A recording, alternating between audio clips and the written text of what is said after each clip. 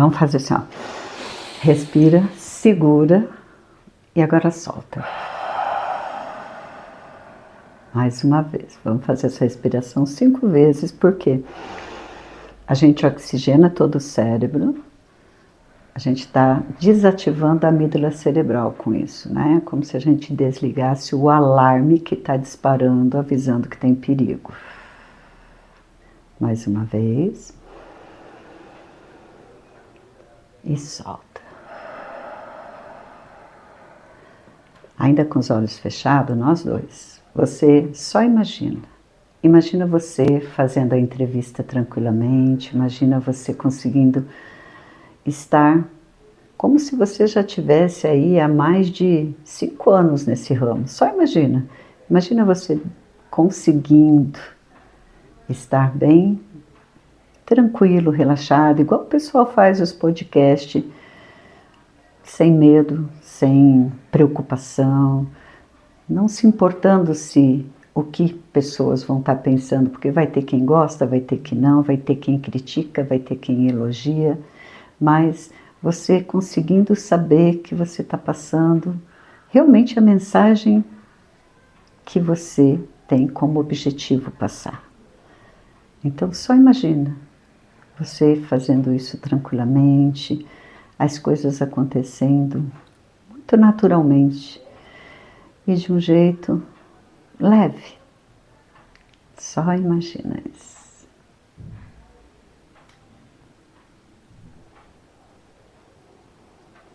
E solta para o universo. Olá, sejam muito bem-vindos ao meu canal. Meu nome é Eduardo e hoje eu estou aqui na Clínica Mais Vida Reabilitação, em Londrina, no Paraná, para conversar com essa pessoa maravilhosa que tem me ajudado tanto e que ainda me ajuda, a Sandra. Eu vou deixar ela se apresentar. Sandra, muito obrigado por essa oportunidade que você me deu. Eu que agradeço, Eduardo. Para mim é uma honra poder estar compartilhando um pouco desse trabalho que se faz tão necessário para tanta gente. Sim, né? Com certeza. Eu sou suspeito para falar.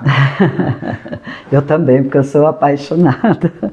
Foi lá a terapia, pelo trabalho da neurociência, de entender como o nosso cérebro funciona, né? Então, e poder passar isso para as pessoas de um modo simples, onde todos possam entender, isso é magnífico, né? Sim. Bom, pode falar do seu background, sua especialidade, se apresentar assim. Posso. Fica à vontade. Sou Sandra, né? Psicóloga há mais de 15 anos na clínica. Já trabalhei na Universidade de Londrina.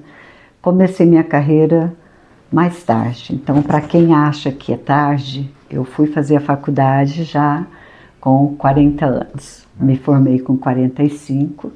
Na época, não entrei como psicóloga na UEL porque não compensava. Então, compensou eu continuar, né, na UEL, no cargo que eu exercia, e trabalhava fora do horário na clínica aqui. Fui fazer faculdade junto com meu filho caçula.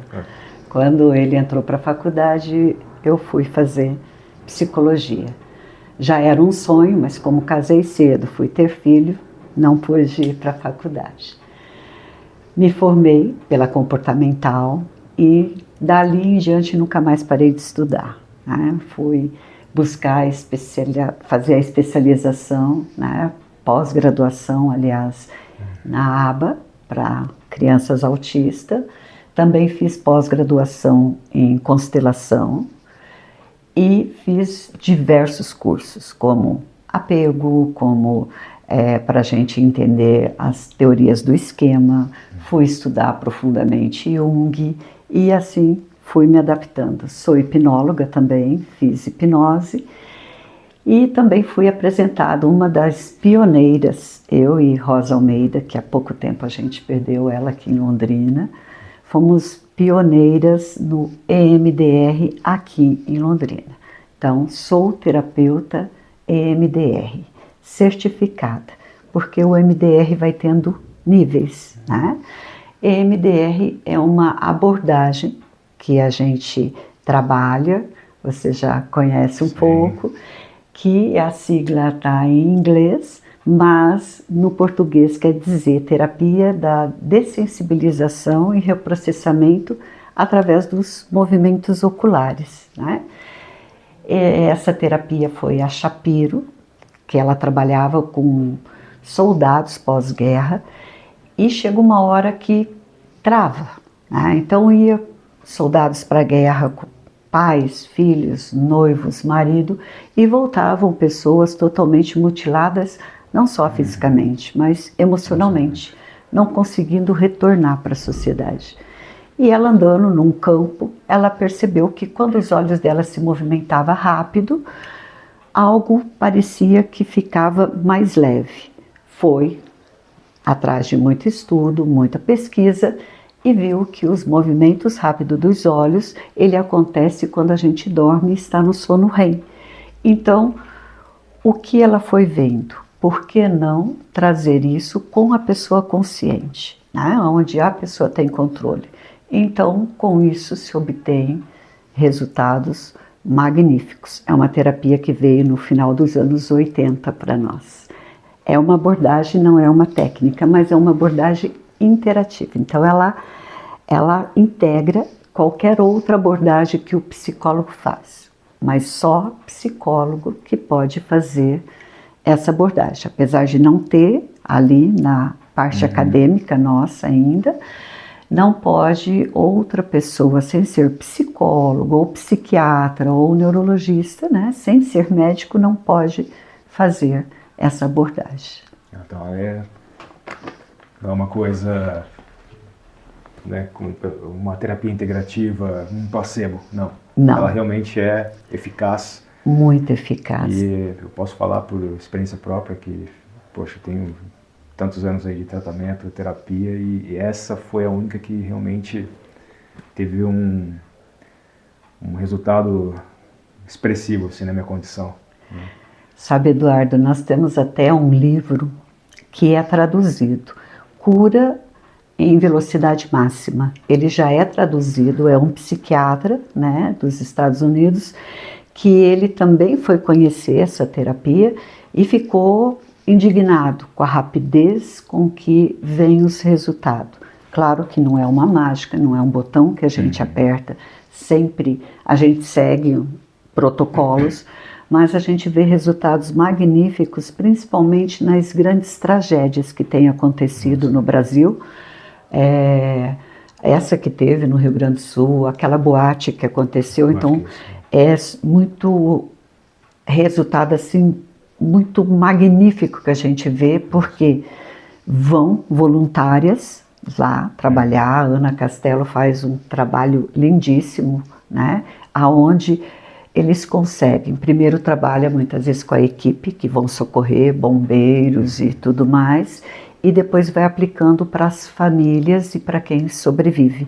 Então nós temos assim depoimentos que vêm cada vez mais mostrando a eficácia dessa terapia, né? Porque para nós psicólogos chega uma hora que aquilo trava, né? Então, quando vem essa abordagem com um protocolo de 8 etapas, que tem todo um processo que vai se fazendo, que a gente vai tendo um resultado aonde a gente consegue levar o paciente, o cliente, naquele objetivo maior. Por quê?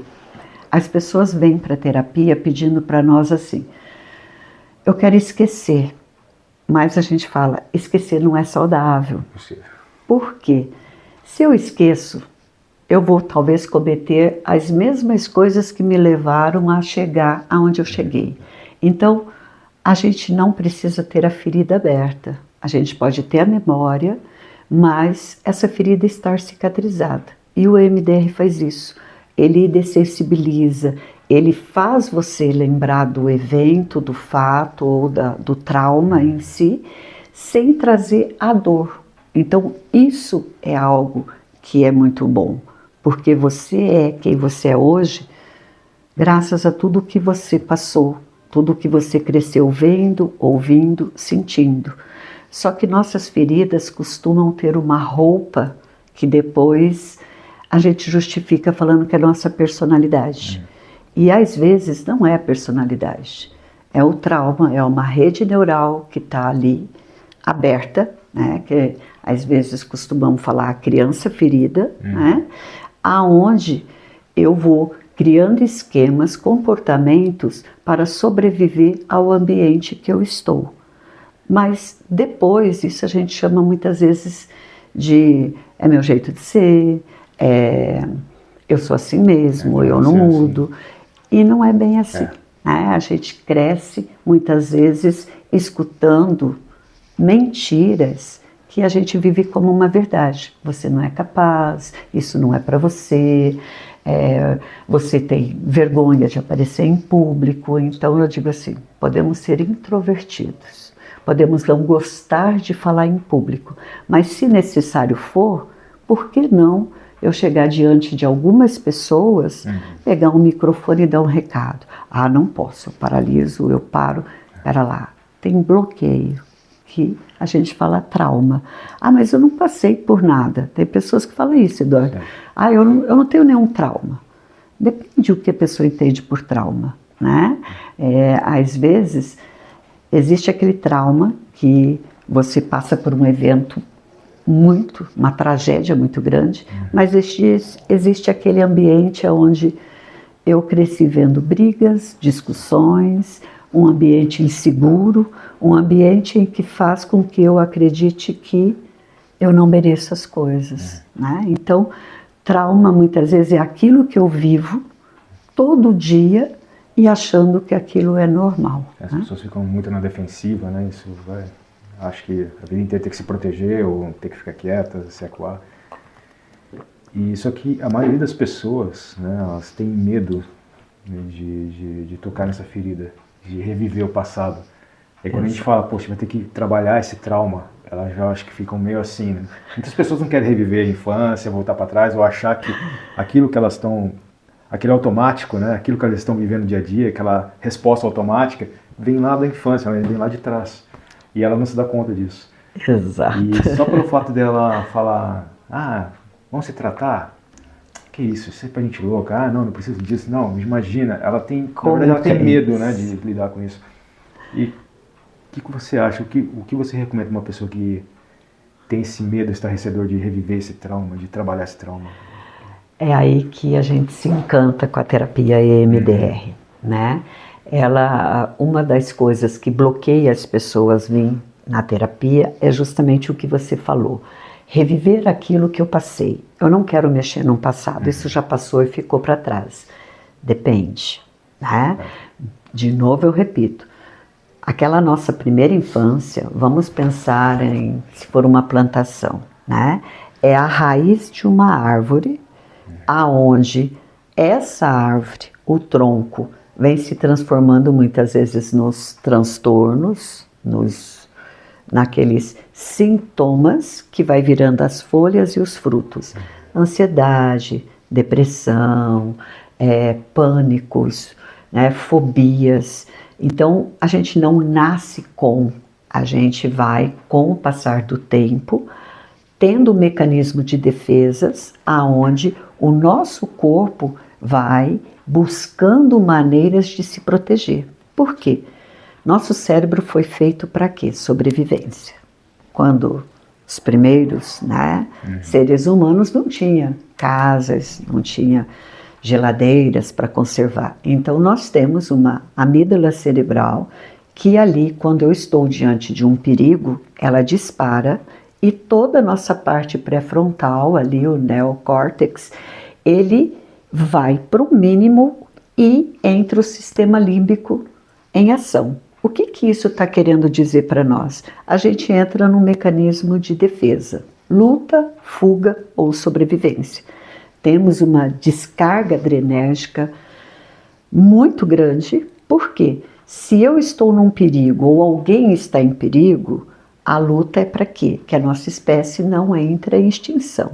Então eu tenho ou toda essa energia vai para os meus membros inferiores, aonde eu vou correr muito mais do que o meu inimigo, ou vem para os meus membros superiores, quando a gente quer dar murro, sair, porque eu preciso lutar e ser mais forte do que quem está me atacando, ou eu paraliso. Tem uma mistura química que leva a gente a paralisar. Tanto que no reino animal, a raposa, quando está para pegar a lebre, quando ela chega no estado que muitas vezes ela vê que não vai sobreviver, ela cai como que morta, ela desliga. A raposa, no seu instinto, muitas vezes de sobrevivência, opa, não vou porque vai que também, né, algo acontece comigo. Essa é uma armadilha, que nem o tamanho da bandeira, né? Ele para e abre os braços, mas vai para dar um abraço e fincar aquela garra, né? Exatamente. Então, o que acontece? Conosco a mesma coisa, né? Então, ou a gente paralisa, ou a gente quer sair daquele lugar a qualquer custo, quer sair correndo, ou a gente entra em instinto de luta. Só que hoje a gente evoluiu. Nós hoje não precisamos mais sair caçar, ficar se escondendo, né? Então, o que acontece? O meu cérebro entra nesse medo diante de qualquer preocupação que eu tenha. Uma prova, uma entrevista, algo que é novo. Então, ele ativa isso. Eu tenho toda essa descarga, só que eu não estou usando essa energia que eu tenho. Aí é onde muitas vezes vem aquela ansiedade, vem aquele mal-estar e a gente não sabe o que está acontecendo. Então, quando a gente entende todo um processo e na terapia vem essas explicações, a gente também vai ter técnicas e vai conseguindo saber como a gente vai reagir e como a gente vai desativar um pouco esse sinal que está sendo mal sinalizado, vamos dizer assim, mal dado para o cérebro, porque não estou em perigo de morte, só estou com medo do que as pessoas vão pensar, talvez não estou me sentindo preparado para aquilo, muitas vezes não estou acostumado, eu estou sendo avaliado, então é outros tipos de perigos que eu estou, de não conseguir a vaga, né? Tanto que hoje o MDR vem muito para alta performance também. Atletas que se preparam tanto e muitas vezes a hora que chega ali não consegue reagir. Então, ou, vamos dizer, erra no movimento, ou algo acontece que depois nos próximos campeonatos ou jogos aquilo bloqueia, né? Então a gente teve muito isso com o Anderson, né, que lutava e quando ele quebrou a perna ele precisou fazer muita terapia porque cada vez que ele ia dar o golpe, o corpo dele reagia, né? Conscientemente ele não queria, mas era automático a proteção. Então a terapia é algo que hoje a gente vem quebrando esse mito de terapia é coisa para louco. Não, psicólogo não cuida de louco, né? Psicólogo ajuda você aqui auto se conhecer, a entrar em um mundo que às vezes é muito difícil a gente ir. Por quê? A gente vê o externo, mas a viagem mais difícil que tem da gente fazer é para o nosso mundo interior e entender por que aquilo está me acontecendo, da onde eu aprendi, porque alguns comportamentos foi muito bom na infância, me protegeu. Mas agora na vida adulta, ele pode estar me prejudicando. E a terapia vai ajudar a gente a superar isso. Realmente. Isso é bem doloroso, assustador, mas ele é muito gratificante. Né? Quanto tempo costuma durar esse tratamento? Assim? Quais são A duração dos tratamentos depende muito do que se vai tratar. Eu já tive um caso, por exemplo, de uma esposa que queria que o marido fizesse terapia. E ele falou que ele não ia fazer, que ele não precisava, e ele tinha muitas crises de ansiedade. Ele queria fazer... Ele estava trabalhando numa área que ele já não estava mais feliz. Para uma época foi maravilhosa, mas já estava agora sendo mais prejudicial do que qualquer coisa, e ele estava tendo muita crise de ansiedade. E ela falou, vamos buscar uma terapia, vamos entender. Não, eu não acredito nisso, terapia não vai resolver nada e tudo. E ela insistindo muito, ele falou, tá bom, se terapia é tão bom, se você quer que eu vá lá na Sandra, porque ela tinha comentado, né, que ela já conhecia o meu trabalho, vai lá, tira teu medo de barata, aonde ela tinha um medo absurdo, aonde ela não ficava. Se tinha uma barata, ela saía, tinha que esperar alguém entrar no ambiente e matar, porque ela não conseguia ficar. Ele falou, então tá, então se é tão bom, vai lá. Se você perder o medo, você conseguir matar uma barata, eu vou. Aí ela chegou e falou, e agora? Falei, tranquilo, vamos lá. E assim foi, no caso dela foi 3 sessões. Foi de 3 a 5, no máximo, não me lembro certinho quantas sessões. E ela filmou matando uma barata. Né? Então assim, ela gosta de barata? Não. Se assusta quando vê? Muito. Mas não depende mais de ninguém para vir matá-la. Né? Aí ele foi obrigado a vir. E com isso ele também acabou quebrando tudo, aquele preconceito que ele tinha, me indica para várias pessoas. Ainda ele conta, tem uma pessoa que veio aqui, eu até comentei com ele, que viu a diferença dele no trabalho. Uma pessoa mais tranquila, uma pessoa mais leve. Ele era gestor até, né? Diretor ali de algumas coisas, não me lembro bem. E a pessoa chegou e falou assim, eu quero o endereço, o telefone da sua psicóloga. Ele falou, como assim? Quem falou que eu estou fazendo terapia? Ele falou, dá para ver a diferença de você antes e agora, né? E aí quando ele veio aqui, ele falou, ó, pedi o seu telefone porque eu tenho uma situação, na época era uma situação da infância, ele falou, já fui, já busquei ajuda, já fiz de tudo, fiz hipnose, tudo que você pode imaginar, mas isso está acabando comigo e eu não sei mais como lidar com isso. Tudo bem, ele falou, mas eu não sei ao certo o que é, eu só sei que aquela pessoa, quando eu penso, né, como nós vamos trabalhar? Eu falei, não precisa. A hora que a gente estiver fazendo o reprocessamento, eu vou pegar diante do protocolo como você se sente quando você pensa, vou ver de 0 a 10 quão intenso é o que você sente, aonde no corpo você sente isso, como você se sente diante dessa situação, que é aquela crença negativa, eu sei que eu não estou, mas é assim que eu me vejo, ou é assim que eu me sinto, e nós vamos fazer o reprocessamento e vamos ver. Vai vir, talvez, memórias, e você vai ver que isso vai diminuindo. E foi o que aconteceu realmente. Né? Então, essa pessoa também ficou encantada e viu. Então, hoje a gente trabalha. Começou só com TEP, transtorno de estresse pós-traumático, né?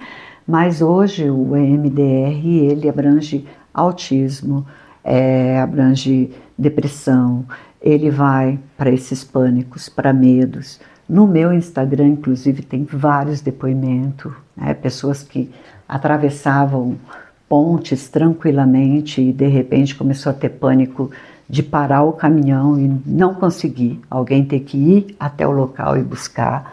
E hoje tem lá depoimento ele gravando, passando por cima de ponte, e é algo assim que não é milagre, é um processo, né? Isso é muito importante falar. Depende também do outro o quanto que ele está aberto, mas é revolucionário porque tem pessoas que falam, Sandra, como esse caso, eu não sei, não precisa saber, só o fato de você sentir diante de uma situação, nós vamos partir deste ponto.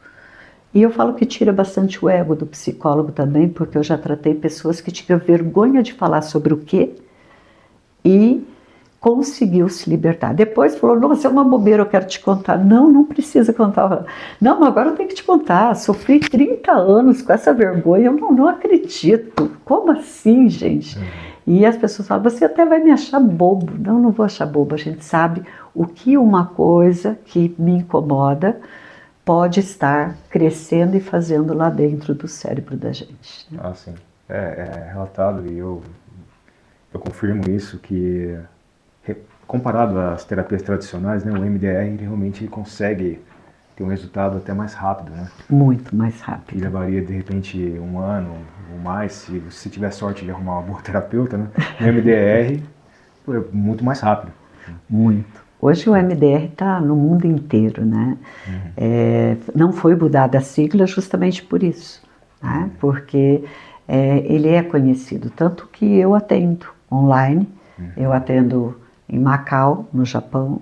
Eu tenho pessoas em Londres, tenho pessoas na Irlanda, tenho pessoas no Canadá, né? Inclusive tenho depoimento de pessoas que estão fora do país e o que foi. Tá? Eu tenho um depoimento lá que a pessoa chegou para mim e falou, olha, estava tudo pronto para essa pessoa ir embora, e ela conta isso no depoimento lá no meu Instagram. E aí ele desistiu, não vou, não quero, estou fazendo loucura, vai me dar crise de pânico, o que eu vou fazer fora do país? E a irmã dele, né, que não é daqui, é de Curitiba, falou para ele assim, você vai procurar uma psicóloga que atenda EMDR. Ele falou, mas o que é isso? Ela falou, só me obedece. Aquelas irmãs bem mais velhas, né? Irmã-mãe, vamos dizer assim. Aí ele chegou e falou, Sandra, não é responsabilidade tua, eu sei que não tenho o que fazer, mas como um irmão obediente, eu tô aqui. Né? Eu tô há um mês que eu iria para o Canadá e estou desistindo, então sei que não tem como fazer milagre, mas só vim, né, porque ela realmente me pediu. Aí eu falei para ele, você hoje desistir, você volta a ser a pessoa que você era antes, tua vida volta tudo ao normal? Ele falou, não. Eu falei, então, dê essa chance, faça 10 sessões comigo. Vamos, não sei o que você vai decidir, mas tenho certeza que a decisão que você tomar vai ser com uma segurança muito maior, e não uma decisão pelo medo, mas uma decisão consciente, realmente. E assim ele fez. Assim nós trabalhamos, né? Teve dia da gente fazer 2 sessões juntas, 3, para ter um resultado ainda melhor, porque na verdade eu tinha 15 dias para trabalhar com ele, porque ele ainda ia para uma outra cidade, para Curitiba, acabar de resolver umas coisas, e ele e a família ia toda para o Canadá. Os filhos estavam tristes, a esposa estava, porque estava tudo já pronto para ir.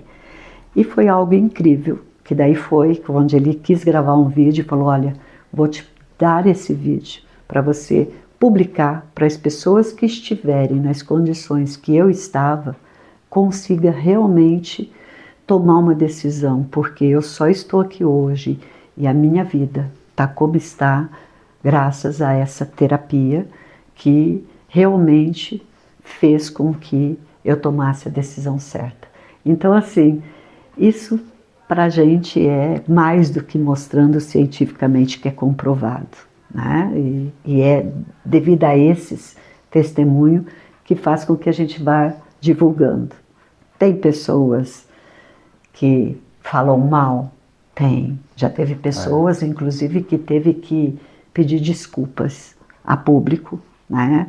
Porque, claro, toda profissão eu acredito que vai ter, né, profissionais éticos e tudo, como vai ter profissionais que muitas vezes dão um nome para uma coisa que está fazendo, mas nem sabe o que está ali fazendo. Então não sei se essa pessoa teve essa experiência ou não, né? Mas depois teve que ir, porque foi o CRP, o CRF, todos hoje reconhecem a abordagem EMDR como uma abordagem científica, eficaz, e que os psicólogos realmente têm todo o direito de estar exercendo com este reconhecimento. Isso é muito bom. Mostra aqui para nós esses aparelhos que você usa, como funciona o aparelhinho aqui das luzes, para sensibilizar o... Nós temos uma barra que no começo era com a mão, tá? Então, aí, imagina. Aí teve alguém que fez. Então a gente pede para a pessoa realmente, né, pensar, trazer, conforme o protocolo, que é de 8 fases, que eu te falei. Aí a pessoa vai, aqui a gente vai estar trabalhando, a pessoa vai estar olhando só com os olhos, sem balançar a cabeça, né? E a gente vai estar trabalhando com velocidades, conforme aquilo que a pessoa dá. É só o movimento horizontal? Não, também trabalhamos com ele na vertical. Então, conforme, se a gente vê que está muito bloqueado e não vai, a gente vai trabalhando de formas que é confortável para o outro. Só que daí fica daquele jeito. Só quem tem a visão que pode fazer essa terapia? Não. E quem não tem visão? E que tem um problema gravíssimo com labirintite, alguma coisa assim. Então, também tem o aparelhinho que ele trabalha o sensorial, né? Que a gente vai trabalhando alternado, uma vibração, aonde a pessoa também vai estar reprocessando. Essa terapia, Eduardo, é interessante porque é trabalhado até com bebês recém-nascidos, bebê em UTI. Então, assim, é uma abordagem que tanto é para adultos, né, que, olha, não é uma coisa né, criada do nada. E nós também temos a terapia com abordagem auxiliares para criança, aonde temos todos os protocolos através de histórias, a criança pequenina, muitas vezes no colo da mãe, a mãe contando como foi a gestação ou o que aconteceu. Muitas vezes aí a gente não vai porque pode ser muito intenso para a criança, por mais leve que é. Então muitas vezes a gente vai com toques suaves, né?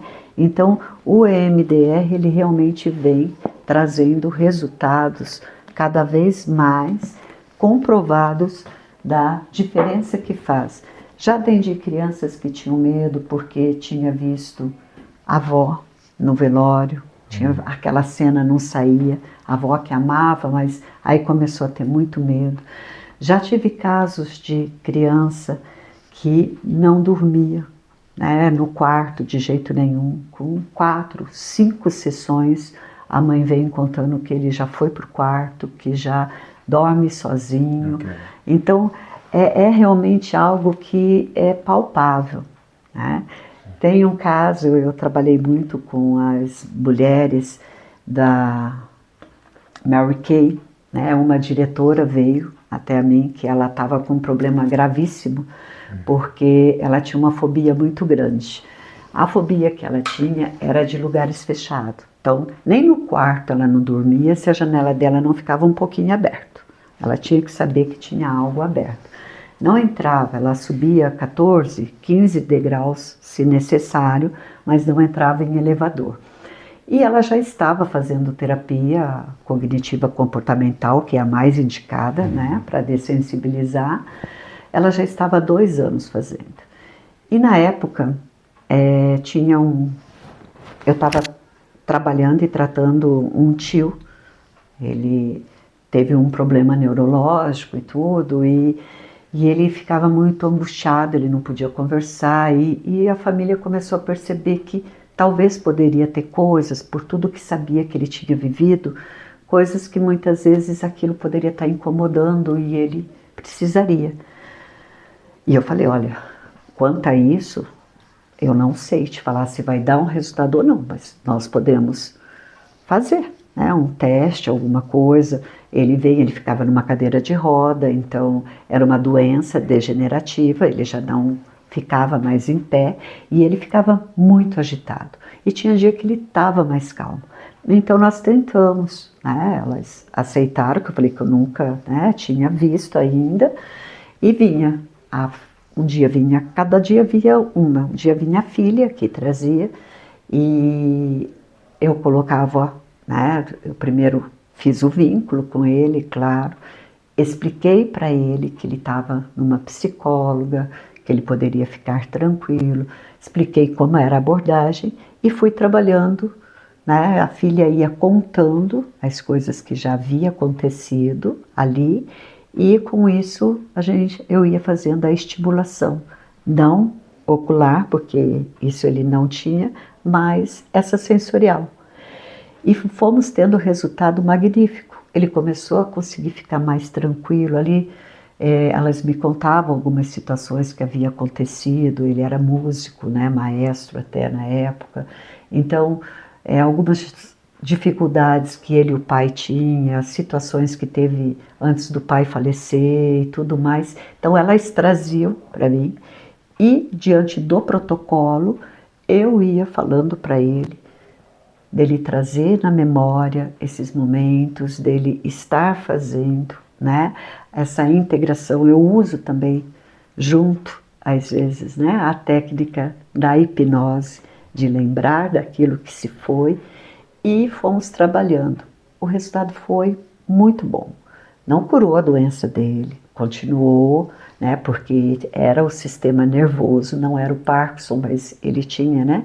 Mas assim, a serenidade que ele ficava, a maneira quando ele conversava com as filhas tiveram a oportunidade de pedir perdão para ele olhar na filha, tinha uma filha que era mais assim com ele, dele olhar, né, e eu ir conduzindo a sessão, dele pedir perdão para ela, das coisas que talvez ele poderia estar incomodando de alguma forma, porque como ele não se comunicava, a gente ia trabalhando com o que trazia. A mesma coisa com a esposa, porque tinha havido várias situações e tudo, mágoas. Trabalhei com a esposa também, né, algumas sessões separado para poder entender todo esse processo. E essa diretora, ela ficou sabendo, não me lembro se ela era parente ou não, ou devido ao trabalho, isso não me recordo agora, que faz muito tempo. Ela falou, eu quero ir lá, me dá o endereço porque eu quero trabalhar minha fobia.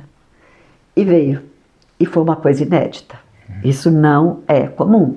Com uma sessão, que na verdade não foi uma sessão, trabalhamos 3 horas, foram 3 sessões, né? Porque minha sessão dura 1 hora, 1h15. Em nenhum dia, com 3 sessões, 3 horas de terapia, ela saiu daqui encantada. Porque o sonho dela era andar de avião. Como diretora, ela ganhava prêmios, ela tinha carro, ela ganhava viagem, mas nunca entrava num avião. Começou a ficar mais difícil porque os apartamentos aqui começaram a ter aquele aquário, né? Então, você passava por uma porta de vidro, só quando essa porta fechava que outra abria. Ela falou, pronto, o que eu vou fazer agora com a minha profissão? Como que eu vou? Né? Porque até então não ando de elevador, vou de escada. Mas e agora? E eu explicava ao porteiro, por favor, abre a porta. Ela falava, e ele falava, é o sistema, eu não posso, né? Não tem como. E ela entrou em pânico, achando até que talvez ia ter que parar, porque era um sofrimento mesmo. E ela veio e a gente reprocessando, vendo o que poderia ter acontecido e as lembranças que às vezes veio. Ela olhou e falou, não acredito. E ela foi perceber isso o dia que ela entrou no banheiro, não precisou fechar a porta, e ela, tanto que também no Instagram tem o testemunho dela lá, ela falando que é algo magnífico. Aí, claro, como diretora, ela viajava o Brasil inteiro, e com isso me trouxe muitas pessoas para trabalhar bloqueios de venda, medo de dirigir. Eu tenho mais de 10, 15 casos de pessoas que nem conseguia tirar a carteira, depois que veio, fez, conseguiu ir lá fazer a prova, passar, né? Porque bloqueios, medo que paralisava.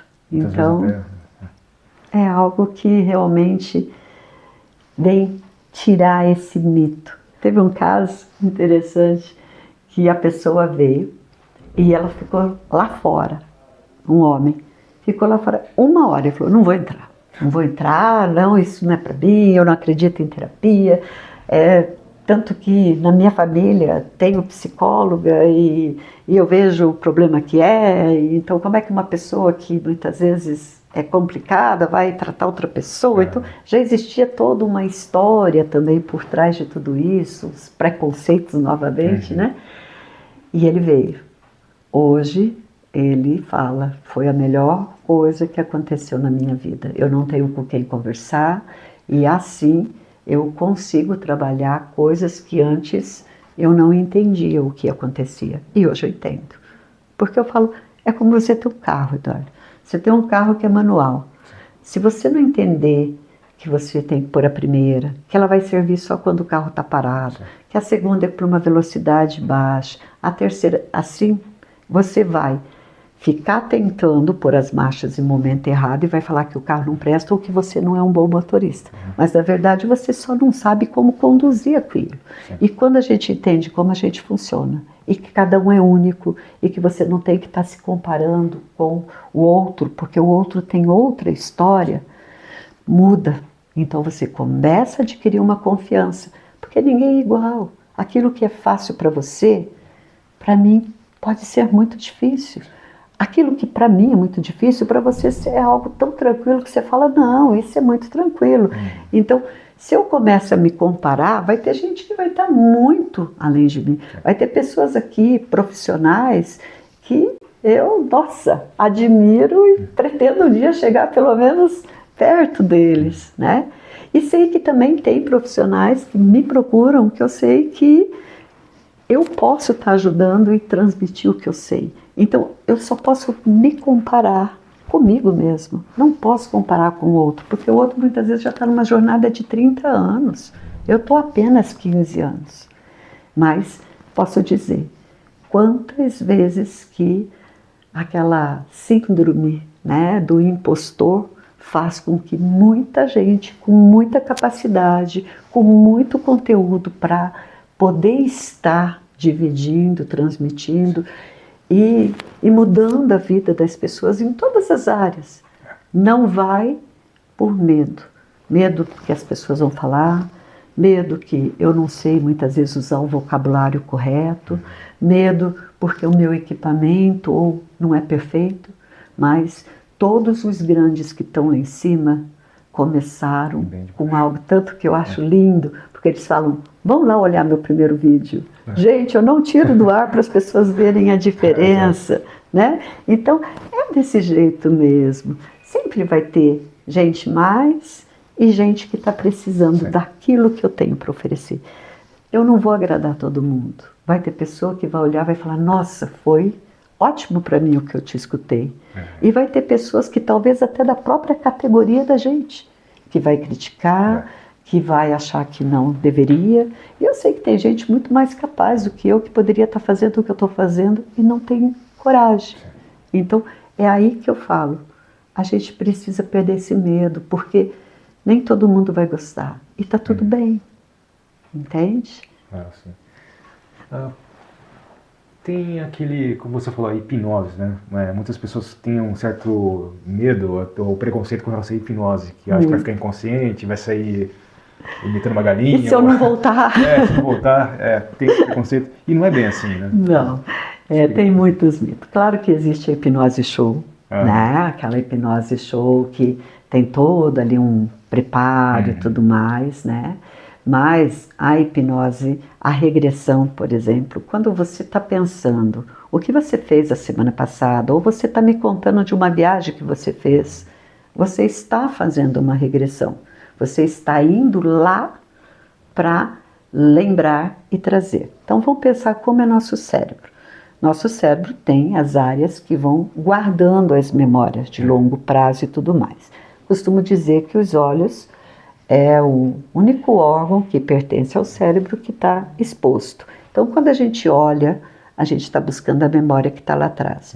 O hipnólogo vai relaxar a pessoa a ponto de poder passar uma área analítica do cérebro, aonde aqueles bloqueios ou os preconceitos, eu não consigo e tudo mais. Então, ele vai estar ajudando essa pessoa a resgatar algumas memórias.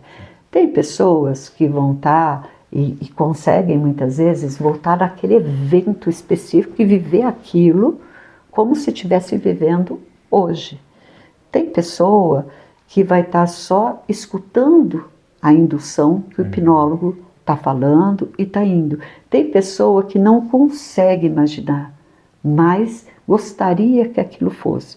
Do momento em que ele deu a permissão para o hipnólogo, as coisas ali dentro vão estar acontecendo. Por quê? Porque a gente acaba fazendo uma reprogramação. Então, o que acaba acontecendo? Eu saber do que aconteceu comigo não me garante a cura. Ou, vamos dizer assim, ou eu ressignificar aquilo lá, eu dar uma nova história para aquele evento. Às vezes, a gente vem e a pessoa fala, tá, eu descobri por que eu não falo em público. Eu passei por uma humilhação, ou meu pai me mandou engolir o choro, ou fui fazer uma apresentação na escola e todo mundo riu. Então, hoje, quando eu vou lá, é como se estivesse novamente naquela mesma situação. Então, eu saber o que aconteceu não me garante isso. Agora, a hora que eu consigo, né, ir lá e nessa história eu consegui cicatrizar essa ferida, entender o que aconteceu e, vamos dizer assim, fazendo uma analogia, o adulto que eu sou hoje, acolher a criança que eu estava sendo ali naquele momento, que eu não tinha conteúdo suficiente, que tudo que eu precisava ali era ser protegido, ser acolhido e ser validado, eu consigo resgatar isso novamente. Isso não significa que eu vou estar inconsciente e também não significa que eu voltei a ser criança. Então, quando alguém vira e fala assim, nossa, mas e se eu voltar lá e não conseguir voltar para cá? Não, você não vai para lugar nenhum, você vai estar aqui. Por isso que tem pessoas que falam, eu não fui hipnotizada, eu escutei tudo o que estava falando. Não significa que você não fez o processo, porque é o que a gente fala, mesmo que o consciente não tenha consciência do que está acontecendo, o inconsciente é sábio o suficiente para fazer o que precisa ser feito, desde que você permite, desde que você entenda. Agora, é claro, o profissional vai também estar trabalhando qual a utilidade que cada coisa tem na vida das pessoas, entende? Esse cuidado precisa, porque muitas vezes algo está me acontecendo, só que aquilo é meu alicerce. Parece loucura, mas aquilo é que sustenta a pessoa. Então ela não vai abrir mão da mudança. Ela não pode largar aquilo, se desapegar de algo, porque ela está ali se segurando por causa daquilo. Eu atendi um caso, só para você entender, de um senhor, na época da pandemia. Ele veio porque ele não gostava ele era professor e ele tinha que se expor, começou a ter as aulas online. Ou ele gravava online ou o que ia acontecer. E ele daí não teve escolha, mas ele não gostava de ir em psicólogo, não aceitava, porque ele fala que depois que a mãe foi para psicóloga, ela entrou numa depressão muito profunda passado um tempo. E é aí que a gente fala que a sensibilidade e o cuidado, né? Por quê?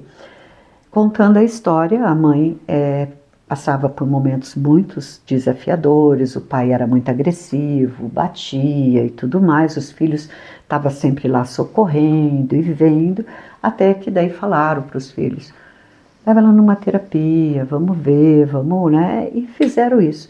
E a mãe, na terapia, foi indo e tudo mais, e viu que, passado um tempo de terapia, que não ia poder ficar nesse relacionamento mesmo, e se separou. E os filhos falaram, nossa, por que a mãe não foi antes? Olha que bênção, que coisa boa. Só que essa mulher, quem encontrava ela na rua, né, falava, nossa, e daí, como é que foi? Olha que mulher guerreira, essa mulher, ela é muito, né, incrível. E os filhos estavam lá quase todo dia porque tinha briga e confusão, ligava direto e tudo mais. Quando isso saiu da vida dela, vamos pegar o nome aqui, né, que não é o real, quem era a Dona Maria sem toda essa dor na vida dela? Então as pessoas pararam, né, de perguntar se estava tudo bem, porque via que estava tudo bem. Ela não tinha outra coisa. Os filhos já não iam lá todos os dias.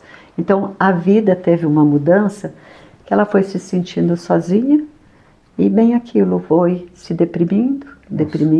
Então o cuidado de talvez esse sofrimento ainda é algo que vem e segura toda aquela vida da pessoa. Então nós temos que ter um cuidado muito grande de ver qual utilidade cada coisa tem para mostrar primeiro que existem outras situações e daí sim ir naquilo ali. É uma coisa muito delicada, muito complexa. Demais. Tem que ter muita paciência. Então... Assim também como a interpretação, tá, Eduardo? Sim. Em Curitiba teve uma profissional que perdeu a vida, né? Eu sou muito mal para tempo, tá? Para mim o tempo passa muito rápido. Então coisa assim, já faz 5 anos, ainda eu acho que foi só 2 anos. Então não sei que ano que foi, mas foi uma coisa assim que a psicóloga, conversando com uma senhora que estava sofrendo num relacionamento abusivo, e a psicóloga perguntou para ela o que levava ela a estar naquele relacionamento, para entender um processo, né? E numa briga em casa... Pode continuar, só um minutinho. Numa briga em casa, o que aconteceu? O marido brigando e batendo, sei lá o que estava acontecendo. Ela olhou e falou, é bem que a psicóloga me perguntou mesmo o que eu estou fazendo nesse relacionamento. O que o marido entendeu? Essa psicóloga está mandando... Estragando meu casamento. Ela se separar. Quando ela desceu do prédio, ele a queima-roupa, deu um tiro e a matou. Então, assim, as interpretações. Eu falo que tem hora que eu faço assim, né? Quando alguém chega na sessão e fala assim, você me falou tal coisa, eu falo, ai meu Deus, o que essa pessoa entendeu do que foi falado? Vamos escutar primeiro, né? Porque o maior mal do mundo são as interpretações. As maiores brigas, maiores discussões. É a interpretação que eu dou pelaquilo que o outro está fazendo, agindo. Isso é muito complexo, é muito perigoso, realmente, Demais. que é o ruído da comunicação, né? Você passa a mensagem independente da maneira como você fala, aliás, tem tudo a ver, né? Você precisa, não é muito o que você fala, e sim o jeito que você fala, mas tentar fazer o outro entender que a sua intenção é a melhor possível, né? Tem uma coisa que eles falam, o óbvio tem que ser dito. Tem pessoa que fala, mas será que a pessoa não entendeu? Não, ela não é obrigada a entender, né? Ela não é obrigada a entender. Ela é algo que você muitas vezes faz com uma intenção. Eu costumo dar o exemplo até que aconteceu comigo. 40 anos de casamento, matrimônio, meu marido entra num posto e busca um chocolate branco e um chocolate ao leite. E me entregou ao leite e ele ficou com branco. Eu olhei e falei, tinha só um branco, né? Ele falou, não, é que você gosta mais ao leite. Nossa, eu fiquei magoadíssima. 40 anos comigo e não sabe que adoro os dois chocolates. Olha, falou que é chocolate para mim, eu sou assim apaixonada. Mas se eu tiver que escolher entre um ou outro, é o branco. Eu falei, como assim, 40 anos e não sabe que eu gosto mais do branco? Nossa, fiquei assim... Mas eu não entendo. Toda vez que a gente abre uma caixa de bombom, você me dá o branco e fica o leite. Eu falei, nossa, a vida fazendo uma atitude de amor, porque eu sei que ele gosta do branco, e ele não sabia disso. Quer dizer, como que ele ia saber se eu nunca falei? Eu sabia, mas eu nunca falei para ele, olha, eu sei, eu gosto do branco, mas eu sei que você gosta, tá aqui. Então, às vezes, uma atitude não está sendo nem reconhecida porque você nunca comentou e acha que o outro sabe disso, né?